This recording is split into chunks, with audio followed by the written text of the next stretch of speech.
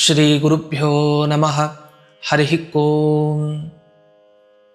ಕಾಂತಾಯ ಕಲ್ಯಾಣ ಗುಣೈಕಧಾಮ್ನೆ ನವದ್ಯುನಾಥ ಪ್ರತಿಮ ಪ್ರಭಾಯ ನಾರಾಯಣಾಯ ಅಖಿಲ ಕಾರಣಾಯ ಶ್ರೀ ಪ್ರಾಣನಾಥಾಯ ನಮಸ್ಕರೋಮಿ. ಪೂಜ್ಯಾಯ ರಾಘವೇಂದ್ರಾಯ ಸತ್ಯಧರ್ಮರತಾಯ ಚ ಭಜತಾಂ ಕಲ್ಪವೃಕ್ಷಾಯ ನಮತಾಂ ಕಾಮಧೇನವೇ.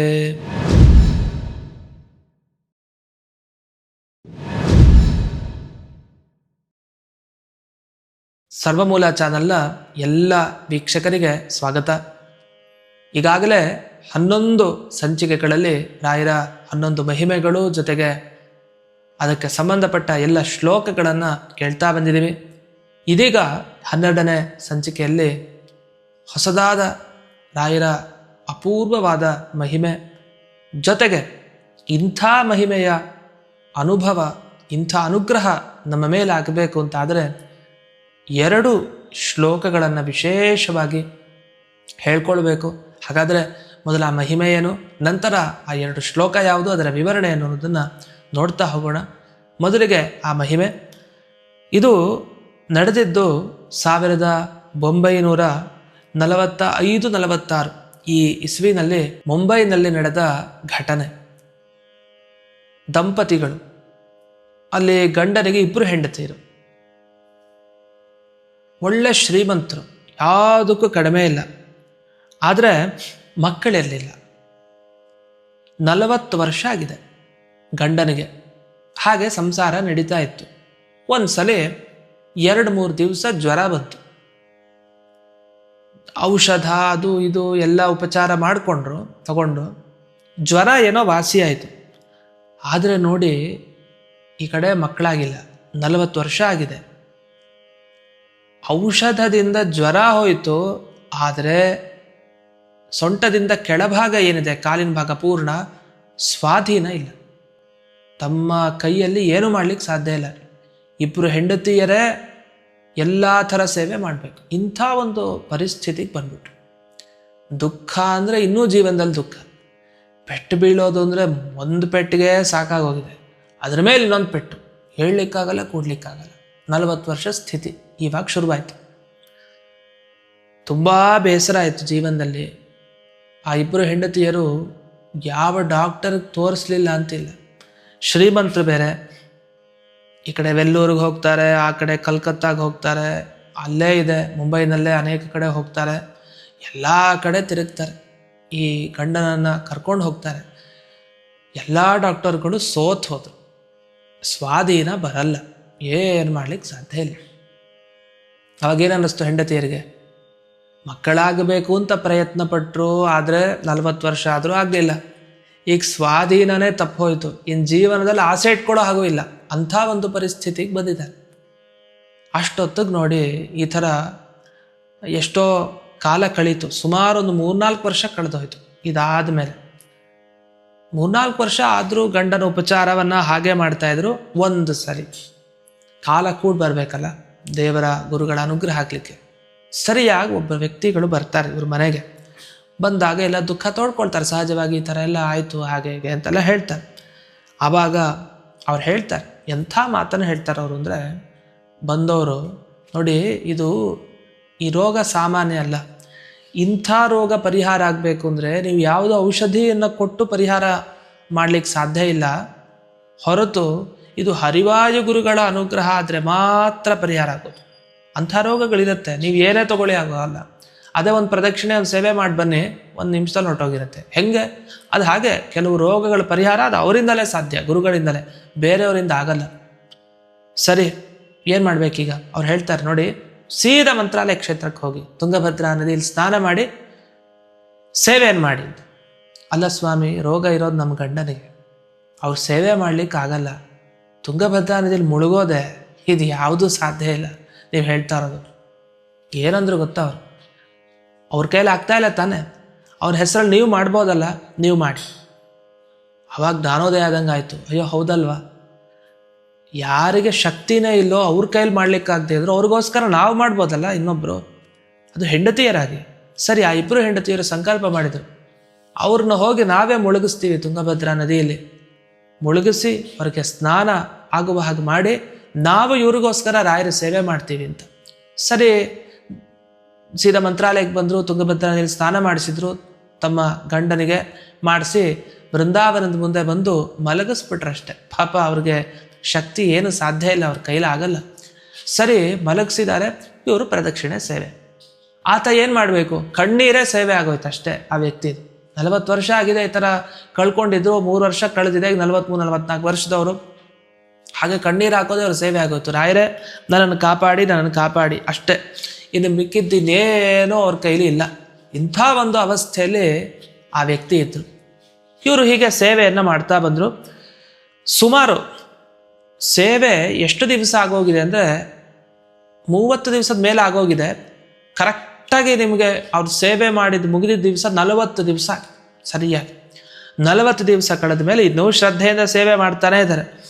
ಅವತ್ತು ನೋಡಿ 41ನೇ ದಿವಸಕ್ಕೆ ಮಠ ಮಧ್ಯಾಹ್ನ ಜೋರಾಗಿ ಬಿಸಿಲಿದೆ. ರಾಯರಿಗೆ ಮಂಗಳಾರತಿ ಮಾಡ್ತಾ ಇದ್ದಾರೆ. ಆಗಿನ ಕಾಲದ ಪೀಠಾಧಿಪತಿಗಳು ಅವರು ಮಂಗಳಾರತಿ ಮಾಡ್ತಾ ಇದ್ದಾರೆ. ಇವರು ಮಲಗಿದ್ದವರು ಆ ಕಡೆ ನೋಡ್ತಾ ಇದ್ದಾರೆ. ಏನು ಭಕ್ತ ವೃಂದ ಅಂದರೆ ರಶ್ಶು, ಅಷ್ಟು ಜನ ಸೇರಿದ್ದಾರೆ. ಇವರು ಒಂದು ಕಡೆ ಮಲಗಿದ್ದವ್ರು ನೋಡ್ತಾ ಇದ್ದಾರೆ ಆ ಮಂಗಳಾರತಿ ಮಾಡೋದನ್ನು. ದಿಢೀರಂತ ಎದ್ದೇ ಬಿಟ್ರಪ್ಪ. ಯಾರೋ ಈ ಮಲಗಿದವರು. ಜನರಿಗೆಲ್ಲ ಇವ್ರಿಗೆ ಗೊತ್ತಾಗ್ತಾ ಇಲ್ಲ, ನಂಗೆ ಕಾಲು ಬಂತು, ನಾನು ನಡೀತಾ ಇದ್ದೀನಿ ಅಂತ ಎದ್ದೇ ಬಿಟ್ರು ದಿಢೀರಂತ. ಇಷ್ಟೆಲ್ಲ ಆದಮೇಲೆ ಕಿರ್ಚ್ಕೊಂಡ್ಬಿಟ್ರಲ್ಲ, ಕಿರ್ಚ್ಕೊಂಡಿದ್ದಕ್ಕೆ ಆ ಜನರೆಲ್ಲ ಒಮ್ಮೆ ನೋಡ್ತಾರೆ, ಇವರು ಏನಕ್ಕೆ ಕಿರ್ಚಿದ್ರು, ಏನಾಯ್ತು ಅಂತ. ಅಷ್ಟೊತ್ತಿಗೆ ಗೊತ್ತಾಯ್ತು, ಮಂಗಳಾರತಿ ಎಲ್ಲ ಮುಗಿಸಿದ್ರು, ಬಂದರು. ಸ್ವಾಮಿಗಳೇ ಬರ್ತಾರೆ. ಏನಾಯ್ತು, ಯಾಕೆ ಕೂಕ್ಕೊಂಡ್ರಿ ಅಂತ ಕೇಳ್ತಾರೆ. ಆವಾಗ ಶ್ರೀಪಾದಂಗಳವರ ಕಾಲಿಗೆ ಬೀಳ್ತಾರೆ, ನಮಸ್ಕಾರ ಮಾಡ್ತಾರೆ. ಮಾಡಿ, ಸ್ವಾಮಿ ಏನಿಲ್ಲ, ಈಗ ನೀವು ಮಂಗಳಾರತಿ ಮಾಡ್ತಾ ಇದ್ರಲ್ಲ, ನಾನು ನೋಡ್ತಾ ಇದ್ದಾಗ ನನ್ನ ಹತ್ರ ಒಬ್ಬರು ಬಂದು ಹೇಳ್ತಾರೆ, ಯಾಕಪ್ಪ ನೀ ಮಲಗಿದಿ, ಹೇಳು, ಏನಾಗಲ್ಲ ಹೇಳು ಅಂತ ಅಂದರು. ಅಯ್ಯೋ, ನನ್ನ ಕಷ್ಟ ನಿಮ್ಗೆ ಹೆಂಗೆ ಹೇಳಲಿಕ್ಕೆ ಸಾಧ್ಯ, ಎಲ್ಲ ರಾಯರಿಗೆ ಕಷ್ಟ ಸಮರ್ಪಣೆ ಅಷ್ಟೇ, ನನ್ನ ಕೈಲಿ ಆಗಲ್ಲ ಅಂತ ಅಂದೆ. ಅವರು ನನ್ನ ಹೆಗಲ ಮೇಲೆ ಕೈ ಹಾಕಿ ಹಿಂಗೆ ಹಿಡಿದು ಹಿಂಗೆ ಎಬ್ಸಿದ್ರು. ಎಬ್ಸಿದ್ಕೂಳೆ ನಾ ಎದ್ಬಿಟ್ಟೆ, ರಾಯರೇ ಅಂತ ಅಂದೆ. ಅಷ್ಟೊತ್ತಿಗೆ ಅವ್ರು ಯಾರೂ ಕಾಣಲಿಲ್ಲ ಎಬ್ಬಿಸ್ತವ್ರು ಅಂತ. ಇಷ್ಟಂದು ಕೂಡಲೇ ಶ್ರೀಪಾದಂಗಳವರಿಗೆ ಬಹಳ ಆಶ್ಚರ್ಯ ಆಯ್ತು. ಎಂಥ ಅನುಭವ ಇದು, ಯಾರ ಅನುಗ್ರಹ, ಅಲ್ಲಿ ಯಾರಿಗೆ ಮಂಗಳಾರತಿ ಮಾಡ್ತಾ ಇದ್ದಾರಲ್ಲ ಶ್ರೀಪಾದಂಗಳವರು, ಅದೇ ರಾಯರೇ ಈತನಿಗೆ ಅನುಗ್ರಹ ಮಾಡಿದ್ದು. ಇವರಿಗೆ ರಾಯರ ದರ್ಶನ ಅಲ್ಲಿ ಕೊಟ್ಟಿದ್ದಾರೆ ಈ ವ್ಯಕ್ತಿಗೆ. ಕಣ್ಣೀರು ಹಾಕ್ಬಿಡ್ತು. ತಕ್ಷಣ ಪ್ರದಕ್ಷಿಣೆ ಹಾಕ್ಬಿಡ್ತಾನೆ ಅವನು ಆ ಹುಮ್ಮಸ್ಸಿಗೆ. ಇಷ್ಟೆಲ್ಲ ಹೇಳಿ ಸೀದಾ ಎಲ್ಲ ಪ್ರದಕ್ಷಿಣೆ ಹಾಕಿದ. ರಾಯರೇ, ನಿಮ್ಮಿಂದ ನನಗೆ ಇಂಥ ದಿವ್ಯ ಅನುಗ್ರಹ ಆಯಿತು. 40 ವರ್ಷ ಆಗಿ ಕಷ್ಟದಿಂದ ಕಾಲ ಕಳೆದು 3-4 ವರ್ಷ ಒದ್ದಾಡಿ ಆಮೇಲೆ ಎಲ್ಲ ಕಷ್ಟ ಇನ್ನೇನು ಮುಗಿದ ಜೀವನ ಅನ್ನೋ ಅಷ್ಟೊತ್ತಿಗೆ ಒಂದೇ ನಿಮಿಷದಲ್ಲಿ ಎಲ್ಲೂ ವಾಸಿ ಆಗದೆ ಇರೋದನ್ನು 1 ನಿಮಿಷದಲ್ಲಿ ವಾಸಿಯನ್ನಾಗಿ ಮಾಡಿಕೊಟ್ರು. 1 ನಿಮಿಷ ಅಂದರೆ 40 ದಿವಸ ಸೇವೆ ಆಗಿದೆ. ಆದರೆ ಇವ್ರ ಪಾಪ ಏನು, ಇವ್ರಿಗೆ ಎಷ್ಟೋ ಹೊತ್ತು ಕಳೆದ್ರು ಅದು 1 ನಿಮಿಷ ಅಲ್ಲ, 1 ಕೋಟಿ ಕಾಲದವರೆಗೆ ಆ ಥರ ಆಗಿಬಿಟ್ಟಿದೆ ಇವ್ರಿಗೆ. ಅಷ್ಟೋ ವರ್ಷ ಗಟ್ಟಲೆ ಕಳೆಯೋ ರೀತಿಯಲ್ಲಿ ಈ ಥರ ರಾಯರು ಅವರೇ ಬಂದು ಅವರೇ ಕೈ ಹಿಡಿದು ಆ ವ್ಯಕ್ತಿಯನ್ನು ಎಬ್ಸಿದ್ದಾರೆ. ಲೆಕ್ಕ ಹಾಕ್ಕೊಳ್ಳಿ. ಅಂದರೆ ನಂಬಿದ ಭಕ್ತರಿಗೆ ಎಂದಿಗೂ ರಾಯರು ಕೈ ಬಿಡಲ್ಲ. ಅವರೇ ಬರ್ತಾರೆ, ಎಬ್ಬಿಸ್ತಾರೆ, ಅವರೇ ಅನುಗ್ರಹ ಮಾಡ್ತಾರೆ. ಇಂಥ ಒಂದು ಕಾರುಣ್ಯ ಮೂರ್ತಿ ನಿಮಗೆ ನೋಡ್ಲಿಕ್ಕೆ ಸಿಗತ್ತಾ? ಸಾಧ್ಯನೇ ಇಲ್ಲ. ಈ ರೀತಿ ಈ ಘಟನೆಯಲ್ಲಿ ನಾವು ಗಮನಿಸಿದಾಗ ಈ ವ್ಯಕ್ತಿ ಮುಂದಕ್ಕೆ 3 ದಿನ ಹಾಗೆ ಸೇವೆಯನ್ನು ಮಾಡಿ, ನದಿ ಸ್ನಾನ ಮಾಡಿ, ಸ್ವತಃ ಪ್ರದಕ್ಷಿಣೆಯನ್ನೆಲ್ಲ ಮಾಡಿಕೊಂಡು ನಂತರ ತಮ್ಮ 2 ಪತ್ನಿಯರ ಜೊತೆಗೆ ವಾಪಸ್ ಹೋಗ್ತಾರೆ. ಹೋಗಾದರೆ ನೋಡಿ ಸಂತೋಷ. ಮುಂದೆ ಜೀವನದಲ್ಲಿ ಆ 2 ಹೆಂಡತಿಯರಿಗೆ 2 ಮಕ್ಕಳು.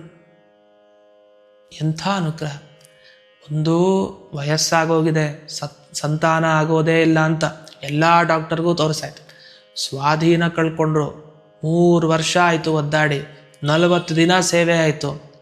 ಒಂದು ಅನುಗ್ರಹ ಶುರುವಾಯ್ತು ನೋಡಿ. ರಾಯರ ದೃಷ್ಟಿ ಬಿದ್ದು ಕೂಡಲೇ ಎಲ್ಲ ಬದಲಾಗೋಯ್ತು ಇಡೀ ಜೀವನ. ಹಿಂದಿನ ಕಷ್ಟ ಎಲ್ಲ ಒಂದು 0 ಆಗಿಬಿಡ್ತು ಅಷ್ಟೆ, ನೆನಪೇ ಇಲ್ಲ ಈಗ. ಆ ಥರ ರಾಯರ ಒಂದು ದೃಷ್ಟಿ ಬಿತ್ತು ಅಂದರೆ ಇಡೀ ಜೀವನ ಸರಿ ಹೋಗ್ಬಿಡುತ್ತೆ. ಆ ಥರದ ಒಂದು ದಿವ್ಯ ಅನುಗ್ರಹ ಇಲ್ಲಿ ಆಗಿದೆ. ಇಷ್ಟೆಲ್ಲ ಈ ತರಹದ ಒಂದು ದಿವ್ಯ ಅನುಗ್ರಹ ಜೀವನದಲ್ಲಿ ಸಾಧ್ಯನೇ ಇಲ್ಲ ಅಂತಿದ್ದವ್ರಿಗೆ ಎಲ್ಲ ಸಾಧ್ಯ ಅನ್ನೋ ವಿಷಯವನ್ನು ಅನುಭವಿಸಬೇಕು ಅಂತಾದರೆ ರಾಯರ ಅನುಗ್ರಹ ಆಗಬೇಕು. ಅದಕ್ಕೆ ಮುಖ್ಯವಾಗಿ ಈ 2 ಶ್ಲೋಕಗಳನ್ನು ವಿಶೇಷವಾಗಿ ಯಾವಾಗಲೂ ಹೇಳ್ಕೊಳ್ತಾ ಇರಿ. ಎಷ್ಟು ದಿನ ಸಾಧ್ಯವೋ ಅಷ್ಟು ದಿನ ಸೇವೆ ಮಾಡಿ, ರಾಯರು ಖಂಡಿತ ಅನುಗ್ರಹಿಸ್ತಾರೆ ಅಂತ ಹೇಳ್ತಾ, ಹಾಗಾದರೆ ಆ ಶ್ಲೋಕಗಳು ಯಾವುದು ಅಂತಂದರೆ, ಪ್ರತಿವಾದಿ ಜಯ ಸ್ವಾಂತ ಭೇದ ಚಿಹ್ನಾದರೋ ಗುರು ಸರ್ವ ವಿದ್ಯಾ ಪ್ರವೀಣೋನ್ಯೋ ರಾಘವೇಂದ್ರಾನ್ನ ವಿದ್ಯತೆ. ಇದು ಒಂದು ಶ್ಲೋಕ. ಎರಡನೇದು, ಅಪರೋಕ್ಷೀಕೃತ ಶ್ರೀಶಃ ಸಮುಪೇಕ್ಷಿತ ಭಾವಜಃ ಅಪೇಕ್ಷಿತ ಪ್ರದಾತಾನ್ಯೋ ರಾಘವೇಂದ್ರಾನ್ನ ವಿದ್ಯತೆ ಅಂತ. ಈ ಶ್ಲೋಕಗಳಲ್ಲಿಯೂ ವಿಶೇಷವಾದ ಅರ್ಥವನ್ನು ಗಮನಿಸಬಹುದು. ಈಗ ಮೊದಲನೇ ಶ್ಲೋಕಕ್ಕೆ ಬಂದಾಗ ಪ್ರಹ್ಲಾದರಾಜರನ್ನು ಹೇಳ್ತಾ ಇದೆ, ರಾಯರನ್ನು ಹೇಳ್ತಾ ಇದೆ ಈ ಶ್ಲೋಕ. ಹಾಗೆ ವ್ಯಾಸರಾಜರನ್ನು ಕೂಡ ಈ ಶ್ಲೋಕ ಹೇಳ್ತಾ ಇದೆ. ಹೇಗೆ? ಪ್ರತಿವಾದಿ ಜಯ. ಪ್ರಹ್ಲಾದರಾಜರು ನೋಡಿ ದೈತ್ಯ ಬಾಲಕರನ್ನು ಸೋಲಿಸಿದ್ರು, ಹಿರಣ್ಯಕಶಿಪುವನ್ನು ಸೋಲಿಸಿದ್ರು ವಾದದಲ್ಲಿ. ಮತ್ತೆ ಅವರ ಮನಸ್ಸನ್ನು ಬದಲಾಗೋ ಹಾಗೆ ಮಾಡಿದರು, ದೈತ್ಯ ಬಾಲಕರ ಮನಸ್ಸನ್ನು.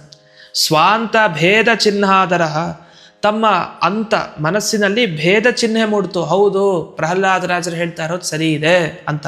ಅಂಥ ಗುರುಹು ಯಾರು? ಶ್ರೇಷ್ಠರಾದ ಪ್ರಹ್ಲಾದರಾಜರು. ಸರ್ವ ವಿದ್ಯಾ ಪ್ರವೀಣ. ಯಾವ ವಿದ್ಯೆ ಗೊತ್ತಿಲ್ಲ ಪ್ರಹ್ಲಾದರಾಜರಿಗೆ. ಎಂಥ ಕಷ್ಟ ಕೊಟ್ಟರು ಅದನ್ನು ಗೆಲ್ಲೋ ವಿದ್ಯೆ ಗೊತ್ತಿತ್ತು. ಏನು ವಿದ್ಯೆ ಗೊತ್ತಿತ್ತು? ಹರಿಭಕ್ತಿಯಲ್ಲಿ ನಿಷ್ಣಾತರವರು ಪ್ರಹ್ಲಾದರಾಜರು. ನಾರದರ ಉಪದೇಶ ಕೇಳಿ ಕೇಳಿ ಕೇಳಿ ಆ ಭಕ್ತಿ ಎಷ್ಟು ಜಾಗೃತ ಆಗ್ಬಿಟ್ಟಿತ್ತು ಅಂದರೆ, ಇಂಥ ವಿದ್ಯೆ ಗೊತ್ತಿಲ್ಲ ಅಂತಿಲ್ಲ. ಆ ವಿದ್ಯೆ ಬಂದ ಮೇಲೆ ಏನು ಪಡಿಬೇಕು? ಭಕ್ತಿ. ಆ ಭಕ್ತಿ ಬಂದ್ಬಿಟ್ಟಿತ್ತು ಅಂದಮೇಲೆ ಎಲ್ಲ ವಿದ್ಯೆಯಲ್ಲಿ ಅವರ ಪ್ರಾವೀಣ್ಯ ಇತ್ತು. ಅಂಥ ಈ ರಾಘವೇಂದ್ರರು ಅಂದರೆ ಪ್ರಹ್ಲಾದರಾಜರಿಗಿಂತ ನ ಅನ್ಯೋ ವಿದ್ಯತೆ. ನಿಮಗೆ ಅನುಗ್ರಹ ಮಾಡೋರು ಸುಲಭವಾಗಿ ಬೇಗ ಸಿಗೋರು ಇನ್ಯಾರೂ ಇಲ್ಲ ಅಂತ ಪ್ರಹ್ಲಾದರಾಜರ ಪರವಾಗಿ ಈ ಶ್ಲೋಕಕ್ಕೆ ಅರ್ಥ ಇದೆ. ಇನ್ನು ವ್ಯಾಸರಾಜರ ಪರವಾಗಿ ಅರ್ಥವನ್ನು ಹೇಗೆ ಮಾಡೋದು ಅಂದರೆ, ಪ್ರತಿವಾದಿ ಜಯ. ವ್ಯಾಸರಾಜರ ಗ್ರಂಥಗಳೇ ಈಗ ಮಾತಾಡುತ್ತೆ. ಅಂದರೆ ಅವರ ಗ್ರಂಥ ಹಿಡಿದವರೇ ಪ್ರತಿವಾದಿಗಳನ್ನು ಗೆಲ್ತಾರೆ.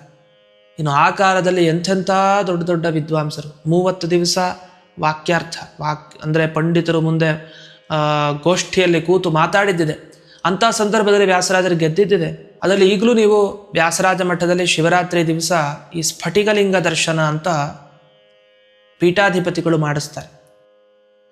ಆ ಸ್ಫಟಿಕಲಿಂಗ ಏನಿದೆ ಅದು ಬಸವಾ ಭಟ್ಟ ಅಂತ ಒಬ್ಬ ವ್ಯಾಸರಾಜರ ಜೊತೆ ತಾನು ವಾದವನ್ನು ಮಾಡ್ತಾನೆ. 30 ದಿವಸ ವಾದ ಸೋತ ಮೇಲೆ ತಾನು ಆರಾಧನೆ ಮಾಡ್ತಾ ಇದ್ದ ಆ ಸ್ಫಟಿಕಲಿಂಗ ರುದ್ರದೇವರ ಲಿಂಗವನ್ನು ತಾನು ಒಪ್ಪಿಸ್ಬಿಡ್ತಾನೆ ವ್ಯಾಸರಾಜರಿಗೆ. ನಾನು ಸೋತಿದ್ದೀನಿ, ನಿಮ್ಮ ತತ್ವಗಳನ್ನು ನಾನು ಒಪ್ಕೊಳ್ತೀನಿ ಅಂತ ಒಪ್ಪಿಕೊಂಡ. ಅಂಥ ಒಂದು ಸ್ಫಟಿಕಲಿಂಗ ಹಾಗೆ ಕೊಟ್ಟಿದ್ದಾನೆ. ಅದನ್ನು ಇವತ್ತೂ ನಾವು ಶಿವರಾತ್ರಿ ದಿವಸ ಅಭಿಷೇಕ ನೋಡ್ಬೋದು. ಅಂದರೆ ಅವನ ಮನಸ್ಸಿನ ಪರಿವರ್ತನೆ ಎಷ್ಟಾಗಿರಬೇಕು. ಅಂದರೆ ಬರೀ ಪ್ರತಿವಾದಿಗಳನ್ನು ಗೆಲ್ಲೋದಷ್ಟೇ ಮುಖ್ಯ ಉದ್ದೇಶ ಅಲ್ಲ, ಅವರಿಗೆ ನಿಜವಾದ ಮನಃ ಪರಿವರ್ತನೆಯನ್ನು ಮಾಡಿ ಒಳ್ಳೆಯ ಉದ್ಧಾರ ಮಾರ್ಗವನ್ನು ತೋರಿಸಿದವರು. ಅದನ್ನ ಪ್ರತಿವಾದಿ ಜಯ ಸ್ವಾಂತ ಭೇದ ಚಿಹ್ನ ಆದರೂ ಗುರು ಅಂಥ ಉತ್ತಮ ಗುರುಗಳು ವ್ಯಾಸರಾಜರು. ಸರ್ವವಿದ್ಯಾ ಪ್ರವೀಣ. ವ್ಯಾಸರಾಜರು ತಮ್ಮ ಗುರುಗಳಾದ ಈಗಲೂ ಮುಳುಬಾಗಿಲೇನಿದೆ, ಈ ಮುಳುಬಾಗಿಲಿನಲ್ಲಿ ನೆಲೆಸಿದ್ದಾರೆ ಶ್ರೀಪಾದರಾಜರು. ಅವರ ವೃಂದಾವನ ನೋಡ್ಬೋದು. ತಿರುಪತಿಗೆ ಹೋಗೋರೆಲ್ಲ ಅಲ್ಲಿ ಮಧ್ಯದಲ್ಲಿ ಆ ಮಠವನ್ನು ದರ್ಶನ ಮಾಡಿಕೊಂಡು ಅಲ್ಲಿ ಆಶೀರ್ವಾದ ಪಡ್ಕೊಂಡು ಹೋಗ್ತಾರೆ. ಅಂಥ ಶ್ರೀಪಾದರಾಜರ ಹತ್ರ ವ್ಯಾಸರಾಜರು ತಾವು ಎಲ್ಲ ಕ್ಷೇತ್ರಗಳಿಗೆ ಹೋಗಿ, ಉತ್ತರ ಭಾರತ ಅಲ್ಲಿ ಇಲ್ಲಿ ಎಲ್ಲ ಹೋಗಿ ಓದಿಕೊಂಡು ದಿಗ್ವಿಜಯ ಮಾಡಿ ಎಲ್ಲ ವಾದಿಗಳನ್ನು ಗೆದ್ದಾದ ಮೇಲೂ ಮತ್ತೆ ಶ್ರೀಪಾದರಾಜರ ಹತ್ರ ಓದ್ತಾರೆ. ಎಷ್ಟೋ ಅಧ್ಯಯನವನ್ನು ಮಾಡ್ತಾರೆ. ಇನ್ನು ಎಷ್ಟು ವಿದ್ಯಾ ಪ್ರಾವೀಣ್ಯ ಇರಬೇಕು ವ್ಯಾಸರಾಜರಿಗೆ. ಆಮೇಲೆ ಸರ್ವವಿದ್ಯಾ ಪ್ರವೀಣ. ಅವರ ಒಂದೊಂದು ಗ್ರಂಥ ನೋಡಿದ್ರು ಇವರೆಷ್ಟು ಪಾಂಡಿತ್ಯ ಇದೆ ಇವರಲ್ಲಿ ಅಂತ ಗೊತ್ತಾಗುತ್ತೆ. ಅಂಥ ಇವರು ಅನ್ಯ ರಾಘವೇಂದ್ರ ಅನ್ನ ವಿದ್ಯತೆ. ಇವರೇ ತಾನೇ ರಾಯರು, ಮುಂದೆ ರಾಯರಾಗಿ ಇವರೇ ಬರೋದು. ಅಂಥ ಇವರು ರಾಮಚಂದ್ರನ ಶ್ರೇಷ್ಠ ಭಕ್ತರೂ ಹೌದು. ವ್ಯಾಸರಾಜ ಮಠದ ಸಂಸ್ಥಾನ ಪ್ರತಿಮೆಗಳಲ್ಲಿ ಪಟ್ಟಾಭಿರಾಮ ದೇವರು ಅಂತ ನೀವು ನೋಡ್ಬೋದು. ವಿಶೇಷವಾದ ರಾಮನ ವರ್ಚಸ್ಸು ಎದ್ದು ಕಾಣುತ್ತೆ. ಸೀತಾದೇವಿಯ ಜೊತೆಗಿರುವಂಥ ವಿಶೇಷವಾದ ರಾಮನ ರೂಪ. ಅಂದಮೇಲೆ ರಾಘವೇಂದ್ರ. ರಾಘವ ಅಂದರೆ ಶ್ರೀರಾಮಚಂದ್ರ. ಆ ರಾಮಚಂದ್ರನ ಆರಾಧಕರಲ್ಲಿ ಇಂದ್ರ ಶ್ರೇಷ್ಠರಂತೆ ಇರೋರು ಅಂದರೆ ಆ ರಾಘವೇಂದ್ರ ಅನ್ನೋ ಶಬ್ದ ಅದು ವ್ಯಾಸರಾಜರನ್ನ ಹೇಳೋ ಶಬ್ದ. ಇಂಥ ಅನುಗ್ರಹ ಮಾಡೋರು ಸಿಗ್ತಾರ ಬೇಗ? ಯಾರು ಸಿಗ್ತಾರೆ ಅಂಥೇಳಿ ವ್ಯಾಸರಾಜರ ಪರವಾಗಿ ಈ ಶ್ಲೋಕಕ್ಕೆ ಅರ್ಥ. ಇನ್ನು ರಾಯರ ಪರವಾಗಿ, ರಾಯರು ಅಷ್ಟೇ ಎಷ್ಟು ಪ್ರತಿವಾದಿಗಳ ಜೊತೆ ವಾದ ಮಾಡಿಲ್ಲ, ಎಷ್ಟು ಜನರ ಮನಸ್ಸನ್ನು ಬದಲಾಯಿಸಿಲ್ಲ. ರಾಮನ ಭಕ್ತರನ್ನಾಗಿ ಎಷ್ಟು ಜನರನ್ನು ಬದಲಾಯಿಸಿಲ್ಲ, ಎಲ್ಲ ರಾಮನ ಭಕ್ತರನ್ನಾಗಿ ಬದಲಾಯಿಸಿದ್ದಾರೆ. ಯಾರು? ರಾಘವೇಂದ್ರ ಸ್ವಾಮಿಗಳು. ಸರ್ವವಿದ್ಯಾ ಪ್ರವೀಣ. ಅವ್ರಿಗೇನು ವಿದ್ಯೆ ಗೊತ್ತಿಲ್ಲ. ನೀವು ಯಾರೋ ಮಾಟ ಮಂತ್ರ ಮಾಡಿಸಿದಾರ, ಒಂದು ನಿಮಿಷ ಅಷ್ಟೇ, ಅದನ್ನೆಲ್ಲ ಅದಲು ಬದಲು ಮಾಡಿಬಿಡ್ತಾರೆ. ಅಂಥ ವಿದ್ಯೆ ಇತ್ತು ರಾಯರಿಗೆ. ಸ್ಮರಣೆ ಮಾಡಿದವ್ರಿಗೆಲ್ಲ ಭವಭೀತ್ಯಾದಿ ಭಂಜನಂ, ಸಂಸಾರದ ಭಯನೇ ಕಳೆಯೋರಿಗೆ ಈ ಭೂತ ಪ್ರೇತಾದಿಗಳ ಭಯ ಕಳೆಯುವಂಥ ಶಕ್ತಿ ಇರಲ್ವ, ಆರಾಮ ಕಳೀತಾ ಇದ್ರು. ಅವರ ಜೀವನ ಚರಿತ್ರೆಯಲ್ಲಿ ಹೆಜ್ಜೆ ಹೆಜ್ಜೆಗೂ ಕೂಡ ಆ ಎಲ್ಲ ವಿದ್ಯೆಯ ಪ್ರಾವೀಣ್ಯ ಹೇಗಿತ್ತು ಅಂತ ತೋರಿಸ್ತಾರೆ. ಅಂದರೆ ಎಂಥ ತಂತ್ರವಿದ್ಯೆ ಇರಲಿ ಅದನ್ನು ಹೇಗೆ ಬದಲಾಯಿಸೋದು ಅನ್ನೋದು ಗೊತ್ತಿತ್ತು, ಅದರ ಪ್ರಭಾವ ಬೀರದೇ ಇರೋ ಹಾಗೆ. ಅಂಥ ಒಂದು ಸಣ್ಣ ವಿದ್ಯೆಯಿಂದ ಆರಂಭ ಮಾಡಿ ಪರವಿದ್ಯೆ, ಬ್ರಹ್ಮಸೂತ್ರದಂತಹ ಶ್ರೇಷ್ಠ ವಿದ್ಯೆಯವರೆಗೆ ಅವರ ಪ್ರಾವೀಣ್ಯ, ಅವರ ಗ್ರಂಥಗಳನ್ನು ನೋಡಿದರೆ ಗೊತ್ತಾಗುತ್ತೆ. ಅದರಲ್ಲಿ ಒಂದು ಪರಿಮಳ ಗ್ರಂಥವನ್ನು ನೋಡಿದರೆ ಅವರ ವಿದ್ಯೆ ಎಷ್ಟಿತ್ತು ಅಂತ ಗೊತ್ತಾಗ್ತಾ ಇದೆ. ಇಂತಹ ಇವರು ಅನುಗ್ರಹ ಮಾಡೋ ಥರ ಇನ್ನೊಬ್ಬರು ಗುರುಗಳನ್ನು ನೋಡಲಿಲ್ಲ ಅಂತ, ರಾಘವೇಂದ್ರನ ವಿದ್ಯತೆ ಅದು ಇಲ್ಲ ಅಂತ ಹೇಳ್ತಾರೆ ಅಪ್ಪಣಾಚಾರ್ಯ. ಇದು ಒಂದು ಶ್ಲೋಕ. ಇದು ಮುಂದಿನ ಶ್ಲೋಕವನ್ನು ಗಮನಿಸಿದಾಗ ನಮಗೆ ಅರ್ಥ ಆಗುತ್ತೆ, ಓ ರಾಯರಿಗೆ ಇಷ್ಟೊಂದು ಶಕ್ತಿ ಹೇಗೆ ಅಂತಂದರೆ, ಅಪರೋಕ್ಷೀಕೃತ ಶ್ರೀಶಃ. ಇದನ್ನು ಕೂಡ ಪ್ರಹ್ಲಾದರಾಜರು, ವ್ಯಾಸರಾಜರು ಹಾಗೆ ರಾಯ ಮೂರು ರೀತಿಯಾಗೂ ಅರ್ಥವನ್ನು ಮಾಡ್ಬೋದು. ಅಪರೋಕ್ಷೀಕೃತ ಶ್ರೀಶ ಅಂದರೆ ದೊಡ್ಡ ಗುಣ ಜ್ಞಾನಿಗಳಲ್ಲಿ, ಕಣ್ಮುಂದೆ ದೇವರಿರ್ತಾನೆ ಅಂತ ಅರ್ಥ. ಅಪರೋಕ್ಷೀಕೃತ ಶ್ರೀಶ ಅಂದರೆ ಅಪರೋಕ್ಷ ಜ್ಞಾನಿಗಳು ಅಂತ ಇನ್ನೊಂದು ಶಬ್ದದಿಂದ ಕರೀತಾರೆ. ಪ್ರಹ್ಲಾದರಾಜರ ಮುಂದೆ ನರಸಿಂಹದೇವರು ಪ್ರತ್ಯಕ್ಷ ಆಗೇ ಬಿಟ್ರು. ಹಿರಣ್ಯಕಶಿಪು ದೊಡ್ಡ ಭಾಗ್ಯ ಪಡೆದಿದ್ದ. ಅವನು ಯಾವಾಗಲೂ ಬಾಯಿನಲ್ಲಿ ಅಂತಾನೇ ಇದ್ದ, ಎಲ್ಲಿ ನಾನು ನೋಡಲಿಲ್ಲ ಅಂತ ಕೋಪದಿಂದ ತಾಪದಿಂದ ಬಂದ್ಬಿಡ್ಲಿ, ನೋಡೇ ಬಿಡ್ತೀನಿ ಅವನ್ನ ಅಂತ. ಅಂಥವ್ನಿಗೂ ದರ್ಶನ ಮಾಡಿಸ್ಬಿಟ್ರು ಪ್ರಹ್ಲಾದರಾಜರು. ಎಂಥ ದೊಡ್ಡ ಮಹಾನುಭಾವರು. ಬಂದೇ ಬಿಟ್ಟ ಕಂಬದಿಂದ ಹೊರಗಡೆ. ಅಂಥ ಪ್ರಹ್ಲಾದರಾಜರು ಬರೀ ಅವತ್ತೊಂದು ದಿವಸ ನೋಡಿದ್ದಲ್ಲ, ತೋರಿಸಿದ್ದಲ್ಲ, ಪ್ರತಿನಿತ್ಯ ನೋಡ್ತಾನೇ ಇದ್ದಾರೆ ಆ ನರಸಿಂಹದೇವರ ರೂಪವನ್ನು, ತಮ್ಮ ಆರಾಧ್ಯ ಮೂರ್ತಿಯನ್ನು. ಇಂಥವ್ರ ಅಪರೋಕ್ಷೀಕೃತ ಶ್ರೀಶ. ಸಮುಪೇಕ್ಷಿತ ಭಾವಜಃ, ಹಾಗೆ ತಮ್ಮ ಭಾವ ಮನಸ್ಸಿನಿಂದ ಬರೋ ಕಾಮ, ಕ್ರೋಧ, ಲೋಭ, ಮೋಹ, ಮದ, ಮಾತ್ಸರ್ಯ ಎಲ್ಲ ಗೆದ್ದಿದ್ರು. ದೊಡ್ಡ ಪೀಠಾಧಿಪತಿಗಳು, ಸನ್ಯಾಸಿಗಳು, ಅದನ್ನೆಲ್ಲ ಉಪೇಕ್ಷೆ ಮಾಡಿಬಿಟ್ಟಿದ್ರು. ಇಂಥ ಇವರು ಕಾಮಕ್ರೋಧಾದಿಗಳನ್ನು ಗೆದ್ದಿದ್ದಾರೆ. ಅಷ್ಟೇ ಅಲ್ಲ, ದೇವರನ್ನು ಸಾಕ್ಷಾತ್ತಾಗಿ ನೋಡಿದ್ದಾರೆ. ಇಂಥವರು ಅಪೇಕ್ಷಿತ ಪ್ರದಾತಾನ್ಯೋ, ಏನೇನು ಅಪೇಕ್ಷೆ ಇದೆಯೋ ಅದನ್ನೆಲ್ಲ ನೀಡ್ತಾರೆ. ಇದು ಪ್ರಹ್ಲಾದರಾಜರು ವಿಶೇಷವಾಗಿ. ಪ್ರಹ್ಲಾದರಾಜರಿಗೆ ಕಾಮಕ್ರೋಧಾದಿಗಳಿತ್ತ, ತಂದೆ ಮೇಲೆ ಎಷ್ಟು ಸಿಟ್ಟು ಬರಬೇಕು ಅವ್ರಿಗೆ, ತೋರಿಸ್ತಿಲ್ಲ. ಹರಿಭಕ್ತಿ ಶ್ರೇಷ್ಠ, ಹರಿಭಕ್ತಿ ಅಂತ ಉಪದೇಶ ಮಾಡ್ತಾ ಕೂತ್ರು. ಷಂಡವರ್ಕರು ಎಷ್ಟು ಶಿಕ್ಷೆ, ಎಲ್ಲರೂ ಶಿಕ್ಷೆಯನ್ನು ಕೊಡೋರೆ. ದೈತ್ಯ ಬಾಲಕರು ಅಲ್ಲೂ ಕೂಡ ಕೆಲವರು, ಆದರೆ ಎಲ್ಲರ ಮನಃ ಪರಿವರ್ತನೆ ಮಾಡಿದ್ದಾರೆ, ಅವ್ರಿಗೆಲ್ಲ ಅನುಗ್ರಹ ಮಾಡಿದ್ದಾರೆ. ಕಾಮಕ್ರೋಧಾದಿಗಳನ್ನು ಗೆದ್ದವರು. ಅಪೇಕ್ಷಿತ ಪ್ರದಾತ, ಏನು ಬೇಕೋ ಅವತ್ತು ದೈತ್ಯ ಬಾಲಕರಿಗೆ ನೀಡಿದರು. ಹಿರಣ್ಯಕಶಿಪುವಿನಲ್ಲಿರೋ ಒಳ್ಳೆ ಜೀವಿಗೆ ಏನು ಸದ್ಗತಿ ಆಗಬೇಕೋ ಅದಕ್ಕೂ ಅವರೇ ನರಸಿಂಹದೇವರ ಮುಖಾಂತರ ಅನುಗ್ರಹವನ್ನು ಮಾಡಿಸಿದ್ರು. ಇಂಥ ಪ್ರಹ್ಲಾದರಾಜರನ್ನ ಬಿಟ್ಟು ಮತ್ತೊಬ್ಬ ಗುರುಗಳು ಬೇಗ ಅನುಗ್ರಹ ಮಾಡೋರು ಸಿಗ್ತಾರೇನೋ? ಖಂಡಿತ ಸಿಗಲ್ಲ. ಅನ್ಯಃ ರಾಘವೇಂದ್ರ ನವಿದ್ಯತೆ ಅಂತ ಹೇಳ್ತಾರೆ. ಇನ್ನು ವ್ಯಾಸರಾಜರ ಪರವಾಗಿ ಹೇಗೆ ಅರ್ಥ? ಅಪರೋಕ್ಷೀಕೃತ ಶ್ರೀಶಃ. ವ್ಯಾಸರಾಜರ ಚರಿತ್ರೆ ನೋಡ್ತಾ ಇದ್ರೆ ಕೃಷ್ಣ ಕುಣಿತಾ ಇರ್ತಾನೆ ಅವ್ರ ಮುಂದೆ. ಅಂಥ ರೀತಿಯಲ್ಲಿ ವ್ಯಾಸರಾಜರಿಗೆ ದರ್ಶನ ಆಯಿತು. ಈಗಲೂ ಮುಳುಬಾಗಿಲು ಕ್ಷೇತ್ರದ ಹತ್ತಿರನೇ ನೋಡ್ಬೋದು, ಅಲ್ಲಿ ಕುಣಿದ ಕ್ಷೇತ್ರ. ದೇವರು ಕುಣಿತಾನೆ, ಇವರು ಸಾಲಿಗ್ರಾಮ ಎರಡನ್ನ ಇಟ್ಕೊಂಡು ಹೀಗೆ ಭಜನೆ ಮಾಡೋ ಥರ ತಾಳ ತಟ್ತಾ ಇರ್ತಾರೆ. ಅಂಥ ಒಂದು ದಿವ್ಯವಾದ ಪ್ರದೇಶ. ಅಪರೋಕ್ಷೀಕೃತ ಶ್ರೀಶಃ, ನೋಡ್ಬಿಟ್ಟಿದ್ದಾರೆ ದೇವರನ್ನ. ಸಮುಪೇಕ್ಷಿತ ಭಾವಜಃ, ಕಾಮ ಕ್ರೋಧ ಲೋಭ ಮೋಹ ಎಲ್ಲ ದೂರ ಅಂದರೆ ದೂರ ವ್ಯಾಸರಾಜರಿಂದ. ಅದಕ್ಕೆಲ್ಲ ಗೊತ್ತಿತ್ತು ಚೆನ್ನಾಗಿ, ನಾವು ಹೋಗದೇ ಇರೋ ಜಾಗ ಅಂದರೆ ಇದು ಒಂದೇ ಅಂತ. ಕಾಮಕ್ರೋಧಾದಿಗಳು ಎಲ್ಲ ಕಡೆ ನಾವು ಜಗತ್ತಿನಲ್ಲಿ ಆಕ್ರಮಣ ಮಾಡಿಬಿಟ್ಟಿದ್ದೀವಿ, ನಮ್ಮ ಕೈಲಿ ಒಂದು ಆಗಲಿಲ್ಲ, ಅದು ವ್ಯಾಸರಾಜರ ಹತ್ರ ಹೋಗ್ಲಿಕ್ಕೆ ಅಂತ ಆ ಥರ ಅಂದ್ಕೊಂಡಿದ್ದಾರೆ. ಈ ಥರ ಸೋಮನಾಥ ಕವಿ ಅಂತ ವ್ಯಾಸಯೋಗಿ ಚರಿತ್ರೆಯನ್ನು ಬರೀತಾನೆ, ಅಲ್ಲೆಲ್ಲ ವರ್ಣನೆಯನ್ನು ಮಾಡಿದ್ದಿದೆ. ಇಂಥ ಸಮುಪೇಕ್ಷಿತ ಭಾವಜಃ, ಅಪೇಕ್ಷಿತ ಪ್ರದಾತ. ವ್ಯಾಸರಾಜರು ಏನು ಅಪೇಕ್ಷಿದೆ ಅವ್ರಿಗೆಲ್ಲ ಕೊಡ್ತಾ ಇದ್ರು ಅಂತ. ಅಷ್ಟೊಂದು ಸಂಪತ್ತಿತ್ತ ವ್ಯಾಸರಾಜರ ಹತ್ರ? ಖಂಡಿತ ಇತ್ತು. ಯಾಕೆ? ಅವರ ಪರಾಕ್ಕಿನಲ್ಲಿ ಹೇಳ್ತಾರೆ. ಪರಾಕ್ ಅಂದರೆ ಆ ಯತಿಗಳು ಸಾಧನೆ ಮಾಡಿದ ದೊಡ್ಡ ದೊಡ್ಡ ವಿಷಯಗಳು, ಅದನ್ನು ವಾಕ್ಯಗಳಲ್ಲಿ ಹೊಗಳುತ್ತಾರೆ ಪೂಜಾ ಸಮಯದಲ್ಲಿ. ಅದರಲ್ಲಿ ಒಂದು ಮಾತು ಬರುತ್ತೆ, ಲಕ್ಷದ್ವಿಜ ಕುಟುಂಬ ಸಂರಕ್ಷಕ ಅಂತ. ಎಷ್ಟೋ ಲಕ್ಷ ಲಕ್ಷ ಕುಟುಂಬಗಳ ರಕ್ಷಣೆ ಮಾಡಿದ ಕೀರ್ತಿ ಅಂತ. ಇಷ್ಟೊಂದು ಹೇಗೆ ಸಾಧ್ಯ ಅಂತ. ಅದಕ್ಕೆ ಷಟ್ಚಕ್ರವರ್ತಿ ಪೋಷಕ ಅಂತ ವ್ಯಾಸರಾಜರ ಒಂದು ಬಿರುದು.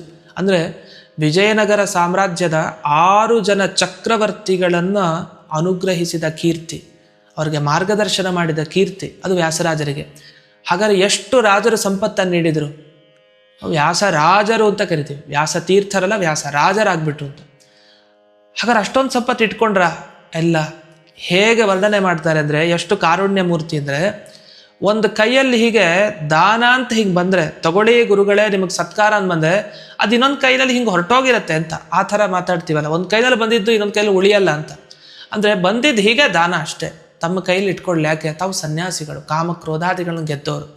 ಇಂಥ ಅಪೇಕ್ಷಿತ ಪ್ರದಾತ ಅವರು ಬೇಡದ್ದನ್ನು ತಕ್ಷಣ ಬೇಡದೇನೆ ಕೊಡ್ತಾಯಿದ್ರು. ಇನ್ನೊವ್ರ ಹತ್ರ ಬೇಡಿದ್ರೆ ಅನುಗ್ರಹ ಮಾಡದೇ ಇರ್ತಾರೆ.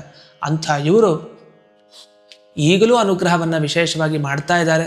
ಅಂಥ ಇವರನ್ನು ಬಿಟ್ಟು ಬೇಗ ಅನುಗ್ರಹ ಮಾಡೋ ಗುರುಗಳು ಸಿಗ್ತಾರೇನೋ? ಸಿಗೋದಿಲ್ಲ ಅಂತ. ಇದು ವ್ಯಾಸರಾಜರ ಪರವಾಗಿ ಅರ್ಥೈಸಿದ್ದು. ಇನ್ನು ರಾಯರ ಪರವಾಗಿ ಕೇಳೋದೇ ಬೇಡ. ರಾಯರು ಅಪರೋಕ್ಷೀಕೃತ ಶ್ರೀಶಃ. ಅವರು ರಾಮಚಂದ್ರ ದೇವರನ್ನ ಪ್ರತಿನಿತ್ಯ ಆರಾಧನೆ ಮಾಡ್ತಾ ಇದ್ದಾರೆ. ಸಾಕ್ಷಿ ಹಯಾಸ್ಯೋತ್ರಹಿ, ಹಯಗ್ರೀವ ದೇವರ ವಿಶೇಷ ಆರಾಧನೆ ಮಾಡೋರು. ಇಂಥ ರಾಯರು ತಾವು ಸದಾ ಭಗವಂತನನ್ನು ನೋಡಿದವರು. ಇಂದು ಎನಗೆ ಗೋವಿಂದ ಅಂಥೇಳಿ ಅವರು ಕೀರ್ತನೆ ಮಾಡಿದ್ದೆ ಆ ಉಡುಪಿ ಕೃಷ್ಣನ ಪ್ರತ್ಯಕ್ಷ ಆಗ್ತಾ ಇದೆ, ಅವನು ಆಟ ಆಡ್ತಾ ಇದ್ದಾನೆ ಜೊತೆಗೆ. ಇಂಥ ಒಂದು ಕೀರ್ತನೆ ಮಾಡಿದಾಗಲೇ ಅರ್ಥ ಆಗ್ಬಿಡುತ್ತೆ ಅಪರೋಕ್ಷೀಕೃತ ಶ್ರೀಶಃ ಯಾರು? ರಾಯರು. ಸಮುಪೇಕ್ಷಿತ ಭಾವಜ, ಅವರು ಕಾಮ ಕ್ರೋಧಾದಿಗಳು ಯಾವುದೂ ಇರಲಿಲ್ಲ, ಅದನ್ನು ಗೆದ್ದು ಬಿಟ್ಟಿದ್ರು. ಅವರು ಮುಂಚೆ ಸಂಸಾರ ಮಾಡಿದ್ರು ಅಂತ ಹೇಳ್ತಾರೆ, ಆದರೆ ಸಂಸಾರದಲ್ಲಿದ್ದಾಗ ಆ ಕಾಮ ಕ್ರೋಧಾದಿಗಳು ಅಲ್ಲೂ ಇಲ್ಲ, ವೈರಾಗ್ಯದಿಂದ ಇದ್ದರು.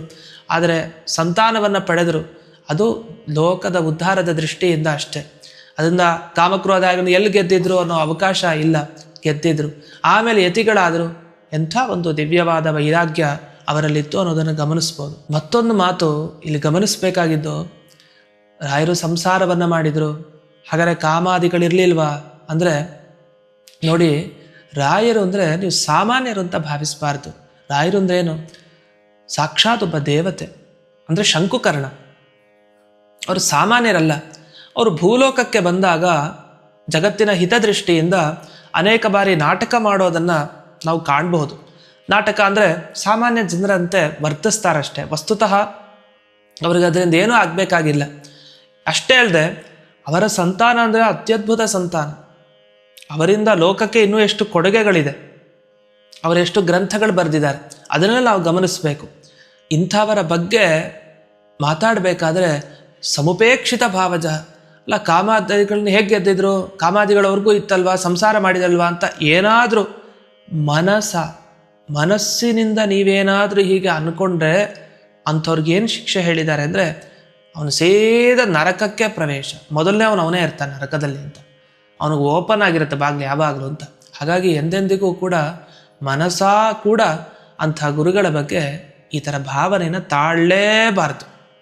ಇನ್ನು ಬಾಯ್ಬಿಟ್ಟು ಹೇಳೋದಾ? ಖಂಡಿತ ಅನಂತ ಸಮಸ್ಯೆ ಅಂತ ಅರ್ಥ, ಇನ್ನು ಮುಂದಿನ ಸ್ಟೆಪ್. ಆದ್ದರಿಂದ ಎಂದೆಂದಿಗೂ ಆ ಗುರುಗಳ ಬಗ್ಗೆ ಏನೇನೋ ಮಾತುಗಳನ್ನು ಆಡಬಾರ್ದು ಅಂತ ತಿಳಿಸ್ತಾ, ಅಪೇಕ್ಷಿತ ಪ್ರದಾತಾನ್ಯೋ ರಾಘವೇಂದ್ರ ಅನ್ನ ವಿದ್ಯತೆ. ಇಂಥವರು ನಾವು ಅಪೇಕ್ಷೆ ಪಟ್ಟಿದ್ದನ್ನು ಕೊಡದೇ ಇರ್ತಾರೆ. ಎಲ್ಲ ಭಗವಂತನ ವಿಶೇಷ ಅನುಗ್ರಹ ಪಡೆದಿದ್ದಾರೆ, ಮುಖ್ಯ ಪ್ರಾಣದೇವರ ಅನುಗ್ರಹ ಪಡೆದಿದ್ದಾರೆ. ನಾವು ಬೇಡಬೇಕು ಅಂತಿಲ್ಲ, ಅವರೇ ಅರ್ಥ ಮಾಡ್ಕೊಂಡು ಅನುಗ್ರಹ ಮಾಡಿದ್ದು ಎಷ್ಟೋ ಘಟನೆಗಳಿವೆ. ಇಂಥ ರಾಯರನ್ನು ಬಿಟ್ಟು ಮತ್ತೊಬ್ಬ ಗುರುಗಳು ಬೇಗ ಅನುಗ್ರಹ ಮಾಡೋರು ಸಿಗ್ತಾರ? ಸಿಗಲಿಕ್ಕೆ ಸಾಧ್ಯನೇ ಇಲ್ಲ ಅಂತ ಅಪ್ಪಣಾಚಾರ್ಯರು ತಿಳಿಸಿದ್ದಾರೆ.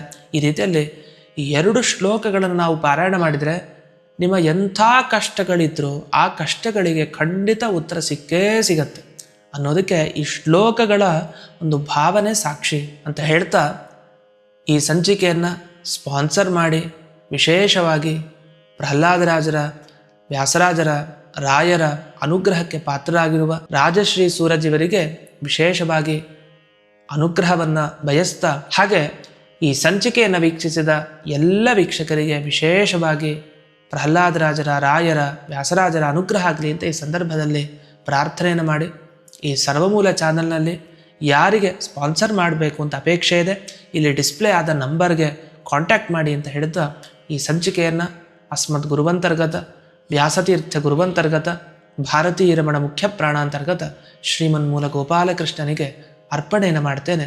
ಶ್ರೀ ಕೃಷ್ಣಾರ್ಪಣಮಸ್ತು.